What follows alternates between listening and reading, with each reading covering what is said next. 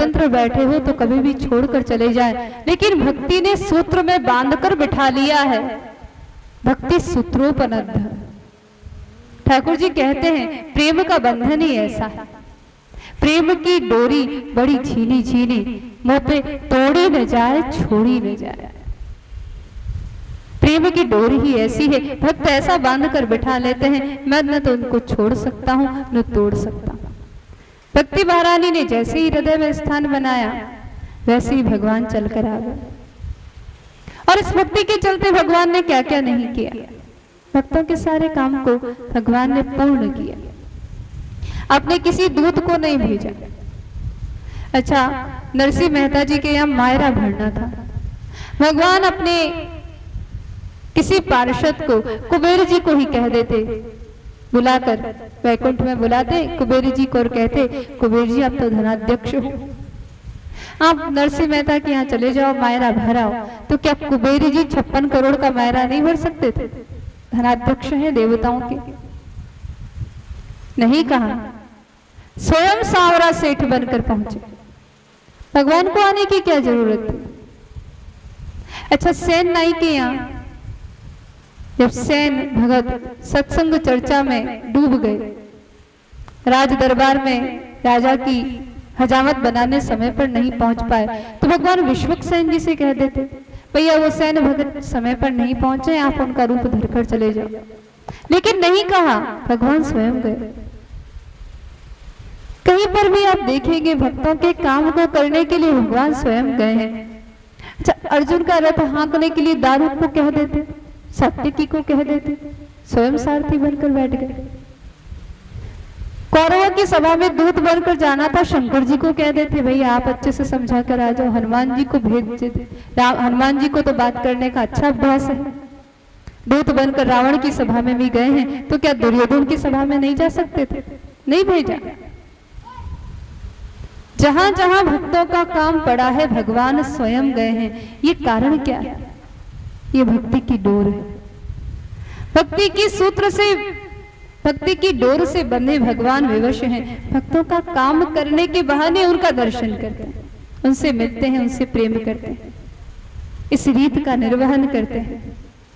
भागवत की कथा से ज्ञान और वैराग्य पुष्ट हुए, भक्ति समृद्ध बनी, भक्ति प्रसन्न हुई। तब नारद जी के मन में एक शंका की जागृति हुई, भक्ति तो सत्व गुण है। सनकादि जैसे महामुनि कथा कह रहे हैं, नारद जी जैसे श्रोता हैं, सारे वैष्णव संत समाज के लोग बैठकर कथा सुन रहे हैं, तो भक्ति क्यों नहीं जागृत होगी? ये तो बड़ा सुंदर अवसर है, गंगा का पावन तीर था, सारे ही रसिक श्रोता हैं। लेकिन क्या भागवत की कथा से किसी जड़मती का, किसी तमोगुणी का, किसी दुष्टात्मा का भी उद्धार हुआ है? ये प्रसंग इसीलिए ही है ताकि कोई व्यक्ति ये न सोचे भाई हम तो सनकादि ऋषिगणों जैसे श्रेष्ठ नहीं, नारद जी जैसे श्रेष्ठ नहीं, हमें तो कोई गुण नहीं। ये सिखाने के लिए कि कोई गुण न हो, दोषों का खजाना हो, लेकिन मनोयोग से कथा सुन तो उसका उद्धार हो जाएगा। इसीलिए धुंधकारी की कथा सुनाई। आत्मदेव नाम के एक ब्राह्मण, उनकी धुंधली नाम की पत्नी थी, संतानहीन थे और इसी दुख से दुखी होकर आत्महत्या करने चले गए। संत मिले, संत ने कहा कि 7 जन्मों तक तुम्हारे पुत्र नहीं है, फिर भी जिद की तो एक फल दे दिया। आप कहेंगे कि 7 जन्मों तक पुत्र नहीं है, ये बात की और फिर फल भी दे दिया, क्योंकि संत को पता था कि इनकी पत्नी फल खाने वाली नहीं, धुंधली थी। धुंधली माने धुंधली बुद्धि, जो कुछ देख न सके, मोह कलत, मोह से कलुषित बुद्धि। उसने वो फल नहीं खाया, गाय को खिला दिया और अपनी एक सखी के साथ सौदा कर लिया, उसका बेटा ले आई और उसका नामकरण अपने ही अनुरूप किया, धुंधकारी। सभी दोषों से युक्त था। गाय के जो संतान हुई वो गोकर्ण हुए। गोकर्ण माने सुना हुआ ज्ञान, श्रेष्ठ ज्ञान, उसका नाम गोकर्ण है। गाय यानी सभी प्रकार के शास्त्रों का रस, भगवान की आराध्य है, मूर्तिमंत ज्ञान का स्वरूप है। उनसे जो पुत्र प्रकट हुआ वह भी ज्ञान ही था। संत की बात को तो आत्मदेव जी ने स्वीकार नहीं किया था। उनको उस समय तो लगता था कि गृहस्थी में ही सारा सुख है, लेकिन जब पुत्र दुष्ट निकला तो ये बात याद आई, वही पुत्र वही पुत्री सार्थक है। जो भजन में लगे। एक संत ने बहुत सुंदर कहा, राम भजत बिटिया भली, विमुख भलो नहीं पूत, शबरी तो वैकुंठ गई, धुंधकारी भयो भूत। जब धुंधकारी जैसा दुष्ट बेटा पैदा हुआ तो उनको याद आया कि संत ने ज्ञान का उपदेश दिया था, बड़े दुखी हुए। उस समय गोकर्ण जी ने अपने पिताजी को, आत्मदेव जी को ज्ञान दिया। यह गोकर्ण गीता भागवत की भूमिका है। भागवत सुनने के लिए व्यक्ति में क्या क्या गुण होने चाहिए अथवा उन्हें किन सिद्धांतों का पालन करना चाहिए, इन सिद्धांतों का विवेचन इस गोकर्ण गीता के 2 श्लोकों में है। इसे भागवत की भूमिका कहा जाए तो कोई अतिशयोक्ति नहीं है। वास्तव में ये 2 श्लोकी भागवत है। 2 श्लोकों में भागवत का सार सर्वस्व है। देहेस्तिमांस रुधिरेभिमतिं त्यजत्वा, जाया सुतादिषु ममतां विमुञ्च, पश्यान्निशं जगदिदं क्षणभङ्गुनिष्ठ, वैराग्यरागरसिको भवभक्तिनिष्ठ। पिताजी, आप इन सिद्धांतों का जीवन में पालन कर लें तो आपको कोई दुख, तकलीफ, कष्ट कभी नहीं होगा। ये आत्मदेव की बात नहीं है, ये जीव मात्र की बात है। हर जीव आत्मदेव है। जो आत्मा की दिव्यता से संचालित होता है उसका नाम है आत्मदेव। आत्मा की दिव्यता से संचालित होने वाला जीव मात्र आत्मदेव है। वो अपनी बुद्धि के अनुसार चलता है। ये बुद्धि ही धुंधली है और इस धुंधली बुद्धि का परिणाम ही धुंधकारी यानी अज्ञान है, मोह है, कष्ट है, दुख है। और इससे बचने का उपाय क्या है? गोकर्ण का ज्ञान, सुना हुआ ज्ञान। वो ज्ञान क्या कहता है? पहली बात, देहेस्तिमांस रुधिरेभिमतिं त्यजत्वा। सबसे पहले इस देह में हमारी जो बुद्धि घुसी हुई है, शरीर हमारा है, शरीर का सुख हमारा सुख है, ये बुद्धि शरीर में घुसी है। पहले तो उस बुद्धि को बाहर निकालो। देह क्या है? अस्थि, मांस, रक्त, मज्जा का विकार ही तो देह है। इसे अपना मानना छोड़ो। देहेस्ति मांस रुधिरे अभिमतिं त्यजत्वा। इस शरीर का स्वरूप क्या होगा? हर व्यक्ति जानता है, कंचन काया तेरी अंतरात्म की ढेरी। अंत में क्या होगा? यावत् जीवो निवसति देहे, कुशलं तावत् पृच्छति गेहे, गतवति वायो देहापाये, भार्या बिभ्रति तस्मिन् काये। जब तक जीव इस देह में निवास करेगा तब तक ही लोग उसकी कुशल क्षेम पूछेंगे। जिस दिन ये जीव इस देह रूपी पिंजरे को छोड़कर उड़ गया, पत्नी भी डरेगी, भैया ले जाओ, जल्दी से जल्दी अंतिम संस्कार करो। कोई घर में रखने वाला नहीं है, इसलिए इसमें अपनी ममत्व बुद्धि को छोड़ें। और फिर जितना संबंध है वो देह के कारण है। पत्नी इस देह से संबंधित है, पुत्र इस देह से संबंधित है। जाया सुतादिषु ममतां विमुच्य। जब शरीर ही अपना नहीं है तो शरीर के संबंधी अपने कहां से होंगे? शरीर के संबंधी धन से प्रेम करते हैं, काम से प्रेम करते हैं। आपके पास बहुत सारी चीजें हैं तो घर वाले पूछेंगे, यावत वित्तोपार्जन सक्त तावन निज परिवारो रक्त, पश्चात धावती जर्जर देहे वार्तां पृच्छति कोपि न गेहे। जब तक आप धन कमाने में कुशल है तब तक तो परिवार आपका रक्त के समान आदर करेगा। जैसे शरीर में खून का आदर होता है वैसे ही परिवार के लिए आप रक्त बनेंगे। लेकिन जिस दिन कमाना छोड़ दिया, हाथ पांव में काम करना छोड़ दिया, फिर तो बहू रोज ज्योतिषियों के पास जाकर पूछेगी ससुर साहब कब धाम जाएंगे, सेवा करनी पड़ती है। पश्चात धावती जर्जर देहे वार्तां पृच्छति कोपि न गेहे। इसीलिए इनसे ममता लगाने का कोई मतलब नहीं है। तो क्या करें? इनसे ममता हटे कैसे? प्रतिदिन ये विचार करके कि ये शरीर क्षणभंगुर है, शरीर कभी टिकने वाला नहीं है, आयुर्नश्यति पश्यतां प्रतिदिनं याति क्षयं यौवनं प्रत्यायान्ति गता पुनर्न दिवसा कालो जगद भक्षक लक्ष्मी स्तोय तरंग भंग चपला विद्युत चलन जीवनम तस्मान माम शरणागतम शरण दत्तम रक्ष रक्षाधुना। प्रतिदिन आयु जो शरीर रूपी घड़े में भरी हुई है, प्रतिदिन उसका स्राव हो रहा है, वो झड़ती चली जा रही है। आयु नश्यति पश्चाताम, हम देख रहे हैं पर आयु नष्ट हो रही है। याति क्षयम यौवनम, देखते ही देखते बचपन से जवानी आई, जवानी से बुढ़ापा आया और बुढ़ापे से मृत्यु निश्चित है। फिर काय हम इसे अपना मान कर बैठे हैं। वैराग्य राग रसिको भवन भक्ति निष्ठ। इस क्षणभंगुर संसार में शरीर में मोह लगाने से अच्छा है कि हम वैराग्य की राग के रसिक हो जाए, वैराग्य की राग को अपने भीतर धारण करें।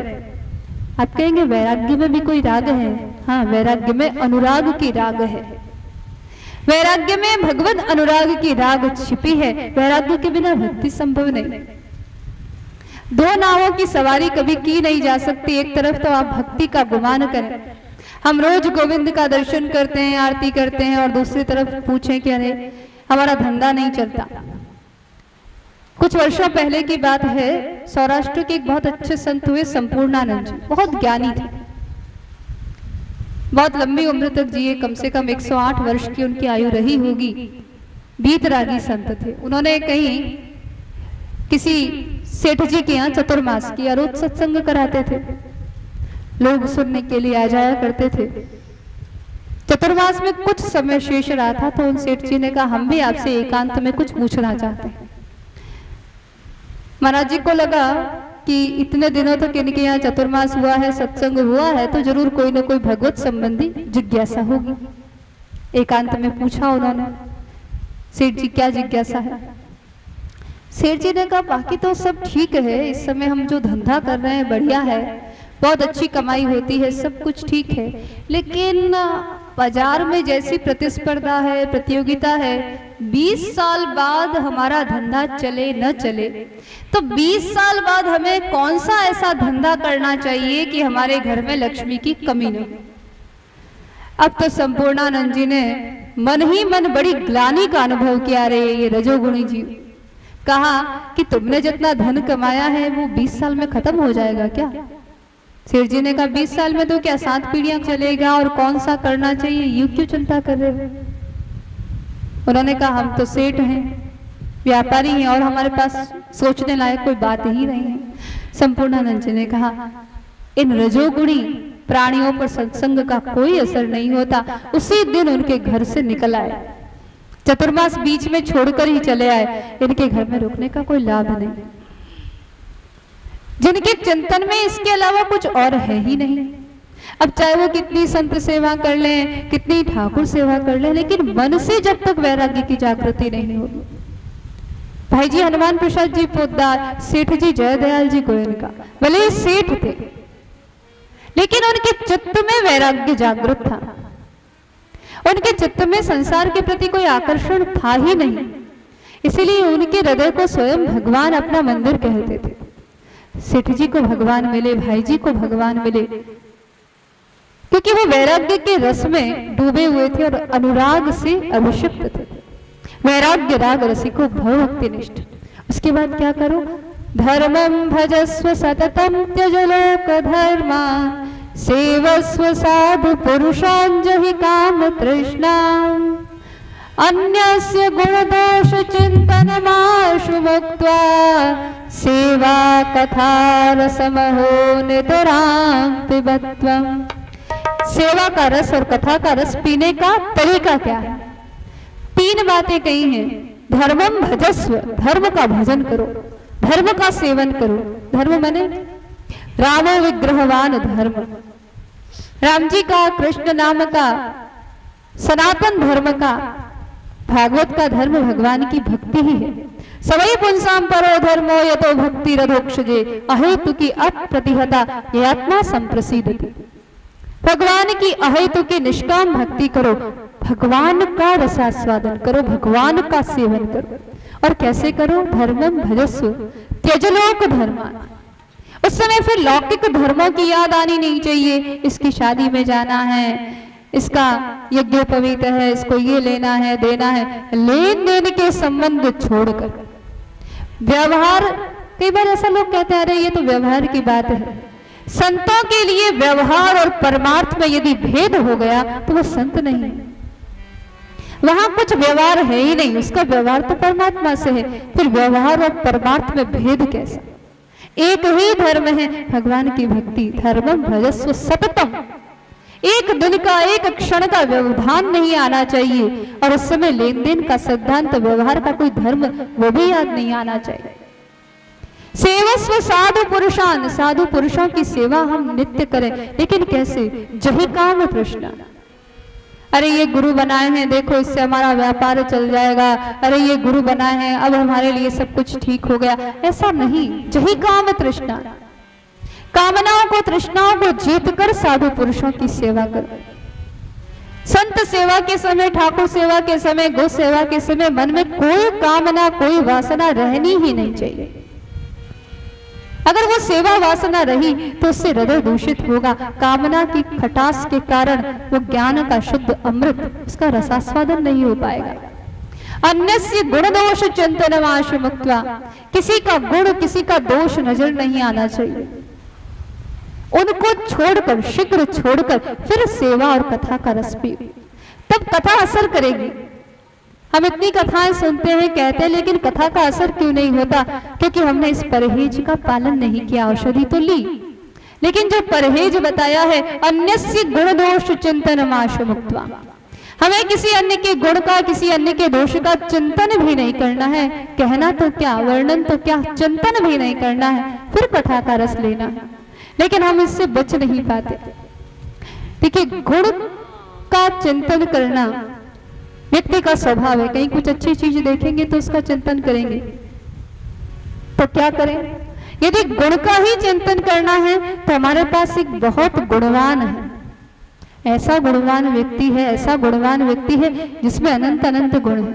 आप चिंतन करते करते थक जाएंगे, लेकिन गुणों का समापन नहीं हो पाएगा। वो जानते हैं, कौनस्मिन् सांप्रतम लोके गुणवान कश्च वीर्यवान धर्मज्ञश्च कृतज्ञश्च सत्यवाक्यो दृढव्रत चारित्रेण च को युक्त सर्वभूतेषु को हित। यदि गुणों के चिंतन का शौक ही है आपको, तो भगवान का चिंतन करिए ना। अच्छा, आप सुंदरता को देखना चाहते हैं तो सुंदरता हमारे राधा माधव से ज्यादा आपको कहीं दिखाई दे तो हमें आकर कहिएगा। सौंदर्य सार सर्वस्व भी राधा गोविंद है। अच्छा, आपको सुंदरता के साथ साथ मधुरता भी देखनी है, बहुत अच्छी बात करते हैं, बहुत अच्छा ज्ञान है, तो हमारे श्री कृष्ण से बड़ा आपको कोई ज्ञानी मिल जाइए तो कहिएगा भगवत गीता कहने वाला, उद्धव गीता कहने वाला। रूप इनका, ज्ञान इनका, शील इनका, शील स्वभाव आपको और कोई दूसरा शील निधान मिल जाए जो शबरी जैसे, किरात जैसे, निषादराज जैसे, अधम से अधम, यहां तक कि गीध जैसों को भी गले लगा ले, ऐसा कोई और मिल जाइए तो कहिएगा। कोई इतना सहज सुलभ व्यक्ति आपको और मिल जाए तो कहिएगा। इतना उदार कोई और मिल जाए तो कहिएगा। आप जिस गुण के बारे में चिंतन करना चाहें, ये बहुत अच्छा बोलते हैं, ये बहुत सुंदर दिखते हैं, ये बड़े अहंकार रहित हैं, ऐसे जितने गुण आपके ध्यान में आए, उन गुणों में जो सर्वश्रेष्ठ है वो तो हमारे रामकृष्ण ही। उनके अतिरिक्त आपको कोई